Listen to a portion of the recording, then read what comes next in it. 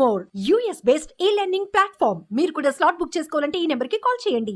గత 2 రోజులుగా social media కానీ లేదా ఎలక్ట్రానిక్ మీడియా కానీ లేదా ఇతర ప్రచార మాధ్యమాల ద్వారా కానీ నేనేదో ఎమ్మెల్యే అభ్యర్థిగా పోటీలో ఉన్నట్టు లేదా ఇంకో రకాలైనటువంటి ఎమ్మెల్యే గారికి నాకు మధ్య అభిప్రాయ భేదాలు ఉన్నట్టు కొన్ని దుష్ప్రచారాలు చేయటం జరుగుతుంది.